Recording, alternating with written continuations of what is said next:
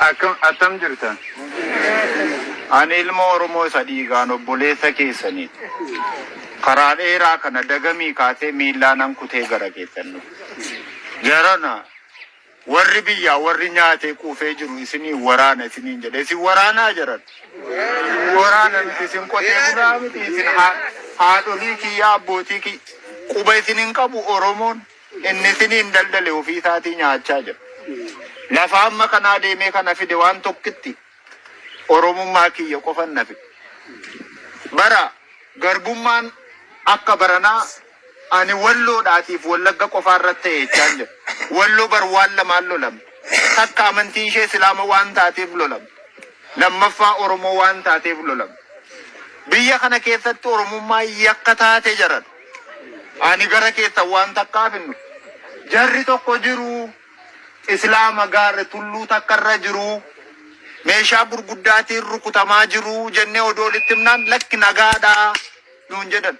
Nagaadhaa lafti kun maal nagaa jira kun argaa jira miidha haadha baattee araddaa kana keessa manni walirratti ijaaramee jira mi jaallan kiyya ni jaalala keessantu nafi elaa fuula rabbiittan siniin jedha jaalala keessantu nafi isin qofa miti wallaggaa morma kutanii gatan jaran wallooti murmarraa kutanii gatan ilma Oromoodhaa mormi bakka biraatti badeetu mudhii gad bakka biraatti badeetu Oromoon waloo waallachuullee dadhabe. Kunoo asiiti gandaan kee darbee dhufe kana abbaaf ilma wal biratti ajjeetanii ilma walin maranii boollatti gatan. Maal jirraa jarana jirraa? Jirru jaran. Keenyamee rabbumti qofti nuuf haa dubbatu malee hin jirru. An homaallee isiniin jechuun danda'u biyya fagoo yoon isinirraa jiraadillee isinan jaalladha. Bakka ala lafa kiyyatu fagoodhaa dhiigni kiyya dhiiga keessan. Waamoo isinii gochuu hin danda'u daakuu tokko isinii fiduuf eessaan isinii fidu. Gaaratti gashanii akka bofaa akka bineensaatti ari'anii kaartulluutti ol fin gashanu eessaan isinii fidu. Oromoo yoo taane hin duunaayi. Hin duunaa. Maal taane reechi rabbis nu gate namnis nu gate. Bara biyyi wal harkaa fuudhee nyaatu keessa waan bunnu dhabne jaran. Walii keenyaaf illee kennuu dadhabne. Amma ajaata akkan isinitti maddaan. Jabaadhaa argan kennina. Rabbis waliin haa ta'u. Dhugaan keessan sinaa tiksitu. Oolchee sinaa bulchu. Harki hamtuu kana rabbi sinirraa kaasu. Lafa keessan irratti abbaa lafaa ta'a. Hamtuu keessan rabbi sinirraa kaasu. Biyya keessan irra bilisummaan jiraadha. Kana malee maalan qabare? Yoo karaan banamte anatu dhufu. Kanaan tumantu kanaan ilaa uummanni addunyaa Oromoon addunyaa irra jirtan marti laata. Uummanni Oromoo kana qaba waa jiru. Lafa dheeraa taane haadholiin ilmaan isaanii dhangalaasanii booda.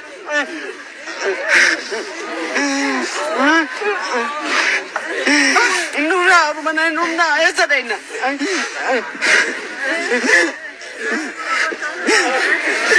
Dia bagai nyarati galtutan. Dia bagai nyarati kanatutan. Dia bagai nyarati kota neya sudah dah. Masa bagai nyarati sudah dah.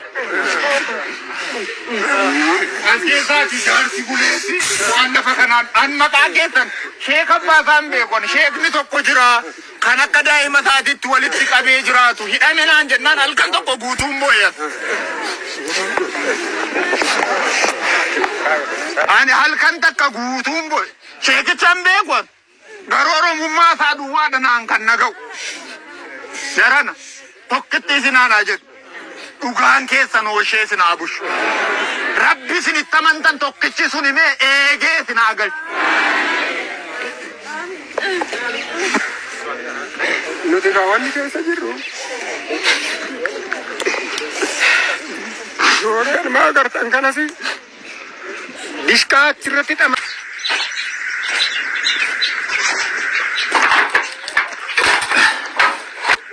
Hayyi kana ilaala waan uummanni keenya keessa lafa irraa qotatu hundumaa irraatii buqqa'ee manni inni itti dafqee tokkoon ilkaaniin ciniinee walirra buusee ijaarrate hundumtuu jalaa barbadaa'e maasaa irra qotee irraa jiraatu irraa godaanee yeroo ammaa kana qe'eesaarraatii deemee lafti isaa onaaf duwwaata.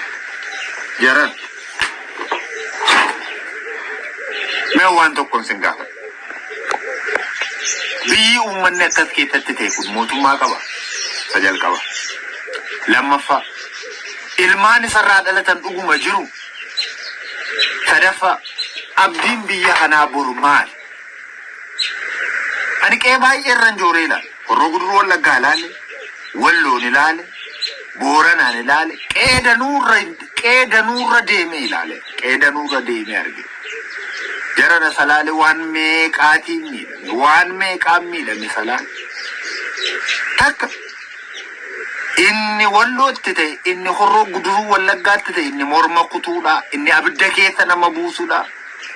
Inni as Shawwa lixaa keessatti Tuulam Shaggar lixaa kana keessatti ta'e as keessatti immoo abiddatu bu'e. An dhuguman siniin jedha. Uummata wabii hin qabne akka kaaba Shaggar Salaalee kanaa mun arginu. Manni barnootaa hin jiru, buufanni fayyaa hin jiru, nagaan hin jiru, lafti qotatan waan ittiin dandamatan danuu qabu. Salaalee waan ittiin dandamatu tokko hin qabu. Oduudha kan nagaatu. Ija koonan dhufeera. Mee ilaalaa kan. Ilaalaa okkotee inni itti bishaan waraabbachaa ture kana ilaala. Okkolee isaa ilaala. Okkolee inni itti elmachaa ture ilaala. Akka inni itti daatan. Kottaa jiruma mana kana. Jiruma qe'ee kanaan sinitti argisiisa kana ilaala. Kana ilaala. Kana ilaala. Okkolee inni itti elmachaa ture. Akka inni itti caccabee eeggatan. Jiruusaa dheengaddaa ilaala. Waan qabu hundumaa ilaala. Siree inni irra rafu ilaala. Bakki kun bakka bultii isaati. Itillee inni irra taa'u kana ilaala. Maal qaba gaa namni mana kana keessaa deemu? Isayyuu moo rakkatee qorqorroo kana ijaarrateetu. Abdii qaba uummanni kun. Qotee bulaan kun abdii qaba. Namni dubbatachuu hin dandeenye biyya kana keessa dhugaataatiin jiraachuu hin danda'u, buluu hin danda'u. Kun daba, kun hammeenya, kun cubbuu, kun haadha ofiitti darbuudha. Gadameessa kee abaan itti darbu, jilba abbaa ofiirraa dhalatanitti darbu. Uummata Salaalee amman isiniin jedhuutiin ol, amman dubbadhuutiin ol, amma jedhamuutiin ol kan inni miidha. Qeentaa kanaatiin barbada. Oromoo quba qabaadha. Jaarraa baddu, bara haadha ofiidha, bara abbaa ofii tuffatan keessa keessa. Bara sirnaaf jecha qe'ee abbaa ofii diigan keessa geesse. Bara sirnaaf jecha gadameessa haadha ofii mufachiisan. Abaaraman keessa geesse. Bara qe'ee abbaa ofii diiguun salphaa taate keessa geesse. Salphaa taate keessa geesse. Bara ilmaanni maatii ofii kabajuu dadhaban keessa geesse. Buddeenarra nyaattanii bultanii keessa. Garaa keessanarraa dhaati qe'ee abbaa keessanii hin beekina. Uummanni kun kanasii bahe tireerra buluun qabu. Waan uffatee buluun qabu. Dubartootaaf harmoota moodha inni humna qabu baqatee keessaatii bahe. Kan amma garachi socho'uudhaan jaarsolii warra humna hin qabne abbootii. Jaarsolii warra humna hin qabneef abbootii, harmootii, daa'imman lafa dhaqan dhabantu asitti. Isaan immoo waan ciniinanii cufan hin qaban. Sababni isaa kun argitan dadhabbiin isaanii bara dheeraa akkas ta'e. Doormaan isaanii waggaa danuu akkas ta'e. Salaale qe'ee dhabe jarana qe'ee isaarratti qe'ee dhabe. Mana isaarratti mana dhabe. Dhala isaarratti haara galfachuu dhabe. Jireenyatu harkatti rukuta. Oromoo sagalee olii keessanii dhagaa. Rakkoo kana wal oolcha. Uummanni akkeetti buqqa'e kun immoo yoo magaalaa dhaqee hin hidhamu. Eessa taare? Gammoojjiitti gannammeetu qarqara lagaadha. Gammoojjii mosaayitii kana busaan biyya ballee daa'imman achitti duuti. Jaarsa achitti duuti. Jaartiin achitti duuti. Nama lama sadiitiin awwaalaa. Gaaran keessa deemee argee. Kun fafa, kun hamaadha, kun daba, kun yakka, kun cubbuudha, kun hammeenya. Hammeenyi ilmi namaadhaa kana achiidhaa hin jiru. Seexannoo ilma namaa kana ammaa kana caalaa hamtuuni. Kun daba guddaa. Daba abbootii keessa irratti dalagdan kana dhiita. Hiyyeessa kan duguugamaa jiru. Qotee bulaadha kan duguugamaa jiru. Dugdi duubi jireenya ilma namaa danuunsaa moo isaan. Haadha keessaniif yaada. Abbaa keessaniif yaada. Salaale godaan. Dhume. Doo oolchuudhaatiif. Badiisa sanyii yoo oolchuudhaatiif uummata isin gaafata. Uffata barbaada. nyaata barbaadu. Manalleen jennu sharaa jala bulan barbaadu. Dubartoota ijoollee kanuman tiniin jedha ulfaadha. Qe'ee isaan guyyaa tokkicha abiddaan guban kana abboonni keenya waggaa meeqa ilkaaniin walitti funaannatanii ijaarrata. Akka isin guyyaa tokkichatti mana meeqa bitachuu dandeessan miti. Halkan tokkichatti akka isin mana meeqa bitachuu dandeessan miti. Kanamaaf intiniin jedha isaan akka isaanitti mana kana ijaarratan akka isaanitti gundoo tokko hojjetatan akka qabu. Singalgala tokkicha dhugaa nyaachaa maal jechaa mana meeqa bitachuu dandeessan. Kun ammeenyaaf siniin hin jennen eenyurraayyuu mormiif eenyurraa gaabbii hin qabu. Simbirruu mana qabdi mana qabaachuu keessan irraati mormii hin qabu. Garuu qe'een abbootii keenyaadha. Ilaalaa lafa kana. Lafa onaa ta'e kana ilaalaa. Lafti onaa ta'e kun qe'ee abboonni keenya qotatanii irra jiraachaa turanidha. Utuu deemnuu lafti nutti diinaan buluuf jirra. Karaa deemaa jirra. Darraa keessa jirra. Haalonni rakkisoon darraa jiranii uummatiif uummanni wal quunnamuu hin danda'a. Sababni isaa qaamni mootummaa uummata kana keessa waraana adda bilisummaa Oromootu guutee jira jedha. Uummatni garuu jireenya mataa isaatii xaafii akka kana qamadii lafarra dhaabbatee keessaa godaanee jira. Nuti dagamii kaanee amma darraatti lukaan deema. Haalonni nu mudatan danuudha. Sababni isaa baraa addaan kunnee naannoo kiiloomeetira 100 wa'ii kan ta'u. Miilaan keessa deemne waan ta'eedhaatiif jechuudha. Kana maaliif antiniin jedhaa rakkoon uummata keenyaa bal'aadha. Keessumaa Oromiyaa baay'ee argeera. Oromiyaa baay'ee argeera gaafa siin jedhu Walloo caalaa kan rakkate jira jedhee hin yaadne. Garuu Salaalee moo hin caalu. Yeroon Horroo Guduruu Wallaggaa deeme Horroo Guduruu Wallaggaa caalaa beegii caalaa biyyi rakkate jira jedhee hin yaadne. Kan Salaalee moo adda. Kan adda isa godhe manni barumsaa guutummaa guutuutti irraa cite yaalli fayyaa hin jiru. Darraan immoo guutummaa guutuutti warri Abashaadhaa karaa biraa humni biraan karaa biraa jireenyi isaa wal keessa babbadee jira. Kana gidduutti immoo kan miidhame nama dhuunfaa miti uummata. Amma ganda tulluu kan jedhamu takka jira. Gara ganda tulluu sana deemne inneetu deemsa saa'itii 4 walakkaarra kan caalu lukaatiin deemnee dhufnee gandicha galuudhaatiif immoo ati achi naannoon saa'itii 2 yookiin 2 walakkaa kan nu taatu hafteetu irraatii bul hin dhiye waan ta'eedhaati. Halkan keessa immoo wanti hundumtuu sodaachisaa waan ta'eedhaatiif utuu deemuun danda'amuun deemamu. Waan nama dhibu laftichi rakkoo hin qabu. Waan facaasan biqilchuu danda'a, nyaachuu danda'u. Garuu rakkoo ulfaataa cimaa kan qabu biyya sana kan bulchu dhibuusaati. Sun uummata daran, uummata waan nyaatu, waan uffatu, waan dhugu akka itti jiraatu isa dhabsiisa. Kanumaan itti muufan dhugaa uummataan itti dhossaaree jedhama. Dhugaa uummataa sanitti muudhaaf lubbuu tokkitti ilaannee sochoonaan dhugaa uummataa sin dhossuun hin danda'a. Sinitti muudhaatiif animmoo dhugaa uummatichaa sinitti muudhaatiif daandii kiyya haradhee waan an kuufattu kuusti kiyya dhugaa uummata kiyya. Salaale akka nuti quba qabnu sana miti. Akka nuti kanaan dura ilmaansaa akkasisaaf ta'aniiru darbeeraaf jenne sana miti. Salaale erga ol jettee ittennee nuti yaadutti kaaneyyuu lafatti gale. Kana hundumaa kan godhe biyya sana kan gaggeessu dhibu. Ilmaanni duddarraa galagalchuu isaaniiti. Dhaamsannaa. Ilmaanni lafa kanaadhaa galee cabsadhuuti. Uummata keetti galagalii liqimsi. Abbaa kee faadha keetti galagalii liqimsi.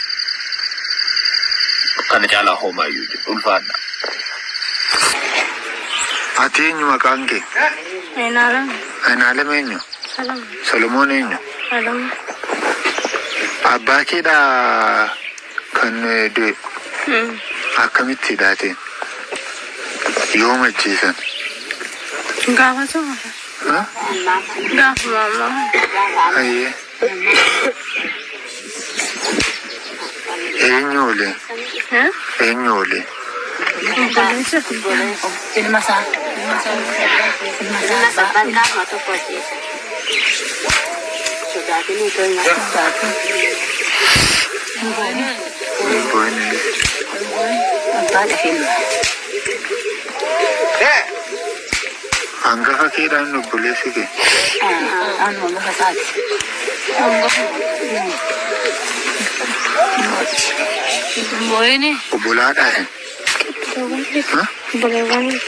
obboleeyyan ishee tokkichi sun bobba'eera. Galeera. Timirtii dhaqe. Tokko jira. Obboleessi tokkichi jira. Kaan immoo manatti bakka tokkichi immoo aluma hattee jira. Kaan immoo haadha fi mucaan. Tokko immoo sitti timirtii Abbaa isheedhaa kan namni lama moo nama sadii ta'uu waaleedha. abbaa ishee. Nama baqannaa ta'e Isaan manumatti awwaala. Isaan lachuu booluma tokko. Ilmaaf abbaa kun gaayyoon. Anuma ammaa loonuma ammaa baqannee dhumne kana. Ani kan oomili keeffatanii Manumatti erga jeesan manumatti dhiisan manumatti bakkee raggatan moo manuma isaatti keessatti dhiisan. lakki hadheetti Hadheetti harree kanatti gadi deebanii dhufaniiti. hadheetti oduma jalaa kaatee. Abbaa. Dhiis. Boyne jedhe suuraa kana godhumatti.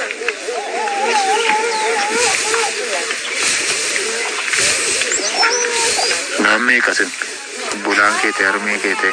Hundumaa imal. Obboleeni kiyya mana qaneerumee tokko mana jirtumoodha. Jedhanii isaan lama gaggeessaa jiran. Nammee qataatiin eddan jirtu